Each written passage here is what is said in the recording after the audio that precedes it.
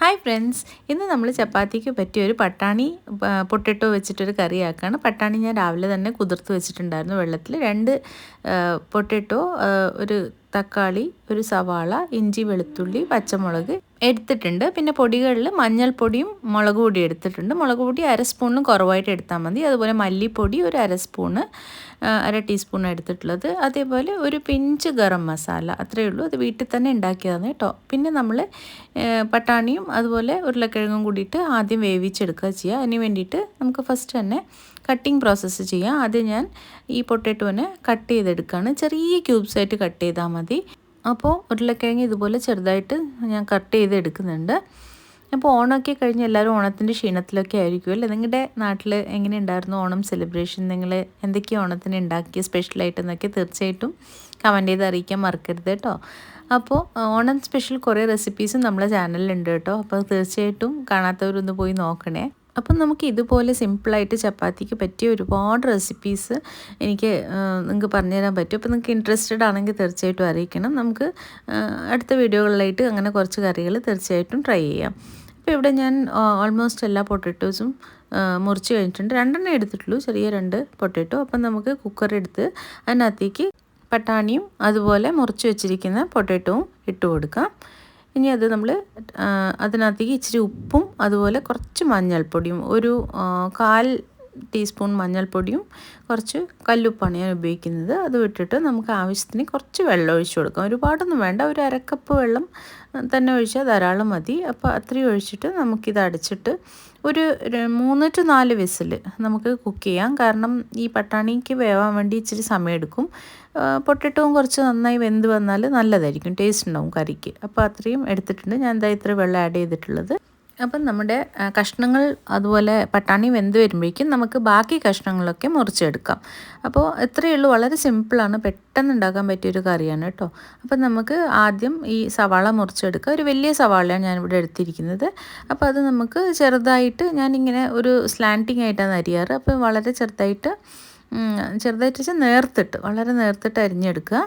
അതുപോലെ നമുക്ക് ബാക്കിയുള്ള ഇഞ്ചി, വെളുത്തുള്ളി ഇതൊക്കെ ഇതുപോലെ ചെറുതായിട്ട് കൊത്തി അരിഞ്ഞെടുക്കണം. അപ്പോൾ സവാള ഞാനിവിടെ ഇപ്പം ഫുള്ളായിട്ട് അരിഞ്ഞിട്ടുണ്ട്. ഒരു ചെറിയ കഷ്ണം ഇഞ്ചി അതുപോലെ തന്നെ കൊത്തി അരിയുന്നുണ്ട്. നിങ്ങൾക്ക് വേണമെങ്കിൽ ഇത് ചതച്ചിട്ടും ഇടാം കേട്ടോ, എങ്ങനെ വേണമെങ്കിലും ഇടാം. ഞാനിപ്പോൾ ഇത് ചെറുതായിട്ട് ഇങ്ങനെ നുറുക്കിയെടുക്കുകയാണ്. അതേപോലെ തന്നെ വെളുത്തുള്ളിയും ചെറുതായിട്ട് അരിഞ്ഞെടുക്കുക. അപ്പോൾ പച്ചമുളകും അതുപോലെ നമ്മൾ അരിഞ്ഞെടുക്കുക. നമ്മുടെ വീഡിയോസ് ഇഷ്ടപ്പെടുകയാണെങ്കിൽ തീർച്ചയായിട്ടും ഒന്ന് ലൈക്ക് ചെയ്ത് സബ്സ്ക്രൈബ് ചെയ്യാൻ മറക്കല്ലേ. അതുപോലെ തന്നെ നിങ്ങൾക്ക് ഇഷ്ടപ്പെട്ടവർക്ക് ഷെയർ ചെയ്ത് കൊടുക്കണേ. അപ്പോൾ ഇപ്പം നമ്മൾ ഓൾമോസ്റ്റ് എല്ലാം അരിഞ്ഞു കഴിഞ്ഞിട്ടുണ്ട്. ഈ സമയം കൊണ്ട് പാരലായിട്ട് നമ്മൾ കുക്കറിൽ വേവിച്ച പട്ടാണിയും അതുപോലെ തന്നെ പൊട്ടറ്റോ നന്നായിട്ട് വെന്ത് വന്നിട്ടുണ്ട്. അപ്പോൾ അതവിടെ തണിക്കാൻ ഞാൻ വെച്ചിട്ടുണ്ടായിരുന്നു. അപ്പോൾ എനിക്ക് നമുക്ക് മെയിനായിട്ട് ഇത് വഴറ്റിയിട്ട് ആഡ് ചെയ്യുക, ഇത്രയേ ഉള്ളൂ. അപ്പോൾ ഇതേ പ്രോസസ്സിൽ ഞാൻ നേരത്തെ പറഞ്ഞ പോലെ ഒരുപാട് ഇപ്പോൾ രാജ്മ അല്ലെങ്കിൽ പയറുവർഗ്ഗം അതൊക്കെ നമുക്ക് ചെയ്യാൻ പറ്റും. അപ്പോൾ ഞാനിവിടെ ഒരു ടൊമാറ്റോ, ഓൾമോസ്റ്റ് ഒരു കുറച്ച് വലിയ ടൊമാറ്റോയും ഇവിടെ കട്ട് ചെയ്ത് വെക്കുന്നുണ്ട് കേട്ടോ, ചെറുതായിട്ട് നുറുക്കി വെക്കുന്നുണ്ട്. ഇത് ചോപ്പറിൽ അടിച്ചിട്ടും ചെയ്യാം, പക്ഷേ അന്നേരം കുറച്ച് ടേസ്റ്റ് വ്യത്യാസം ഉണ്ടാവും. ഉള്ളിയും തക്കാളിയും ഒക്കെ നമുക്ക് ചോപ്പറിൽ ഇട്ടിട്ട് അടിച്ചിട്ട് ചെയ്യാം. അപ്പോൾ അതിൻ്റെ നീരൊക്കെ ഇറങ്ങുന്നതുകൊണ്ട് ഇച്ചിരി കൂടി പുളിപ്പൊക്കെ ഉണ്ടാവും കറിക്ക്. അപ്പോൾ അങ്ങനെ ഇഷ്ടപ്പെടുന്നവരാണെങ്കിൽ അങ്ങനെയും ചെയ്യാൻ പറ്റും. ഓക്കെ, അപ്പോൾ ഇവിടെ നമ്മുടെ പട്ടാണിയും ഉരുളക്കിഴങ്ങൊക്കെ നന്നായി വെന്ത് വന്നിട്ടുണ്ട്. ഒരു തവി വെച്ചിട്ട് അങ്ങനെ ചെറുതായിട്ടൊന്ന് നമുക്ക് ഉടച്ചു കൊടുക്കാം. ഒത്തിരി അങ്ങ് ഉടയ്ക്കേണ്ട, ജസ്റ്റ് ഒന്ന് ചെറുതായിട്ട് ഒന്ന്, പൊട്ടറ്റോ പ്രത്യേകിച്ച് ഒന്ന് ചെറുതായിട്ടൊന്ന് ഉടച്ചു കൊടുത്താൽ മതി. അപ്പോൾ അത് കഴിഞ്ഞിട്ട് ഇനി നമുക്ക് ഗ്യാസ് കത്തിച്ചിട്ട് അതിനകത്തേക്ക് ഒരു കട്ടിയുള്ള ഒരു പാത്രം വെച്ച് കൊടുക്കുക. അപ്പം ഇത് പാത്രം ചൂടായി കഴിയുമ്പോഴേക്കും നമുക്കിതിനകത്തേക്ക് കുറച്ച് ഓയിൽ ആഡ് ചെയ്ത് കൊടുക്കാം. ഞാനിവിടെ സൺഫ്ലവർ ഓയിലാണ് ഉപയോഗിക്കുന്നത്. അപ്പോൾ ചപ്പാത്തിക്കുള്ള കറികൾക്ക് യൂഷ്വലി ഞാൻ വെളിച്ചെണ്ണ ഉപയോഗിക്കാറില്ല. അത് നമുക്ക് റിഫൈൻഡ് ഓയിലായിരിക്കും ഇച്ചിരി കൂടി ടേസ്റ്റ്. അപ്പോൾ ഇതിനകത്തേക്ക് എണ്ണ ചൂടാകുമ്പോൾ നമ്മൾ ഒരു ചെറിയ ടീസ്പൂൺ ജീരകം ഇട്ട് കൊടുത്തിട്ടുണ്ട്. അത് നന്നായിട്ടൊന്ന് മൂത്ത് ജീരകം പൊട്ടുമ്പോൾ നമുക്കിതിനകത്തേക്ക് അരിഞ്ഞു വെച്ചിരിക്കുന്ന ഇഞ്ചി, വെളുത്തുള്ളി അതുപോലെ പച്ചമുളക് ആഡ് ചെയ്ത് കൊടുക്കാം. എന്നിട്ട് അത് കുറച്ചൊന്ന് നമ്മൾ വഴറ്റി കൊടുക്കുക. അതിൻ്റെ ആ പച്ചമണമൊക്കെ മാറി ഒന്ന് മൂത്ത് വരുമ്പോൾ നമുക്കിതിനകത്തേക്ക് അരിഞ്ഞു വെച്ചിരിക്കുന്ന സവാള ഇട്ട് കൊടുക്കാം. അപ്പോൾ സവാള നേർത്തിട്ട് അരിഞ്ഞുകൊണ്ട് നല്ല പെട്ടെന്ന് തന്നെ കുക്കായി കിട്ടും. അപ്പോൾ അതിന് വേണ്ടിയിട്ടാണ് അങ്ങനെ നമ്മൾ അരിഞ്ഞു കൊടുക്കുന്നത്. ഇനി നമ്മളിത് കുറച്ച് നേരം ഒന്ന് വഴറ്റി കൊടുക്കുക. ഉള്ളി ഒന്ന് കുറച്ച് വാടണം. അതിലേക്ക് നമ്മൾ ഇച്ചിരി ഉപ്പിട്ട് കൊടുത്തിട്ട് നമുക്ക് വഴറ്റിയാൽ ഉള്ളി കുറച്ച് പെട്ടെന്ന് വാടി വരും. അപ്പോൾ ഇതുപോലെ നന്നായിട്ടൊന്ന് വഴറ്റി കൊടുക്കുക. അപ്പോൾ ഉള്ളി ഇങ്ങനെ വഴറ്റിയിട്ട് നല്ലതായിട്ട് വഴറ്റി ചെയ്യുമ്പോൾ ഇതിന് കുറച്ച് നല്ല ടേസ്റ്റ് ഉണ്ടാവും. അപ്പം നമ്മൾ നന്നായിട്ട് വഴറ്റി ഒരു ഉള്ളി ഒന്ന് മൂത്ത് വരും, ഇതുപോലൊരു കളറാവണം. അപ്പോൾ കുറച്ച് സമയം കഴിഞ്ഞിട്ട് ഇതുപോലെ ആകുമ്പോഴേക്കും നമുക്കിതിലേക്ക് പൊടികൾ ആഡ് ചെയ്യാം.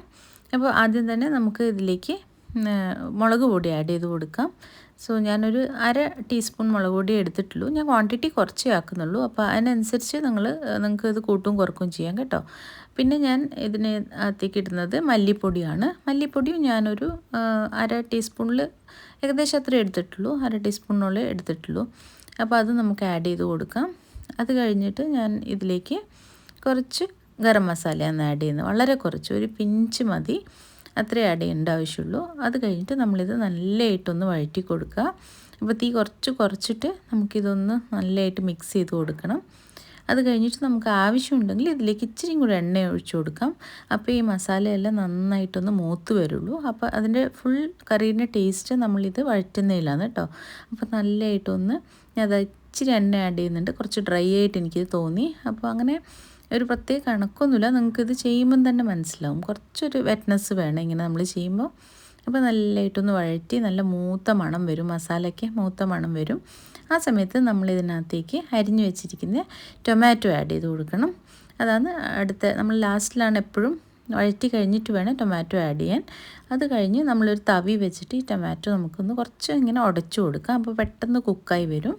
അപ്പോൾ ഒന്ന് ഉടച്ചിട്ട് നന്നായിട്ടൊന്ന് മിക്സ് ചെയ്ത് ഒരു 5 മിനിറ്റോളം ജസ്റ്റ് ഒന്ന് നിങ്ങളിങ്ങനെ ഇളക്കിയിട്ട് വേണമെങ്കിൽ ഒന്ന് മൂടി വെച്ചാലും കുഴപ്പമില്ല, പെട്ടെന്ന് ആയിക്കോളും. അപ്പോൾ ടൊമാറ്റോ ഒന്ന് നന്നായിട്ട് മിക്സായി ഒരു എണ്ണ പുറത്തേക്ക് വിടുന്ന പാകത്തിലേക്ക് ആവണം. ഇങ്ങനെ ആയി കഴിയുമ്പോഴേക്കും നമുക്കിതിനകത്തേക്ക് വേവിച്ച് വെച്ചിരിക്കുന്ന നമ്മുടെ പൊട്ടാറ്റോ അതുപോലെ പട്ടാണി മിക്സ് ചെയ്ത് കൊടുക്കാം. അപ്പോൾ ഇത് നന്നായിട്ടൊന്ന് ഇതുപോലെ മിക്സ് ചെയ്ത് കൊടുക്കുക.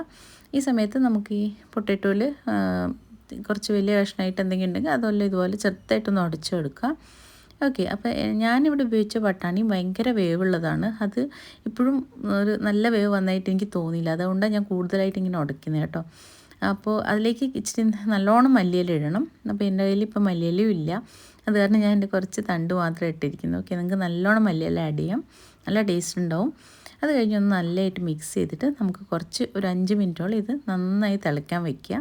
അപ്പോൾ നല്ലൊരു തിള വരണം. അപ്പോഴേക്കും ഇതിൻ്റെ എല്ലാ മസാലയും നന്നായി മിക്സ് ചെയ്തിട്ട് കറി റെഡിയാണ്. അപ്പോൾ ഇത്രയേ ഉള്ളൂ. നമുക്ക് നല്ല ടേസ്റ്റി കറി ചപ്പാത്തിക്കും പൊറോട്ടയ്ക്കും ഒക്കെ വയ്ക്കാൻ പറ്റിയ നല്ലൊരു കറിയാണ് കേട്ടോ. അപ്പോൾ തീർച്ചയായിട്ടും എല്ലാവരും ഇതൊന്ന് ട്രൈ ചെയ്ത് നോക്കണം, എല്ലാവർക്കും ഇഷ്ടപ്പെടും. അപ്പോൾ ഇനി പുതിയൊരു റെസിപ്പി ആയിട്ട് കാണുന്നവരേക്കും take care, bye, thank U.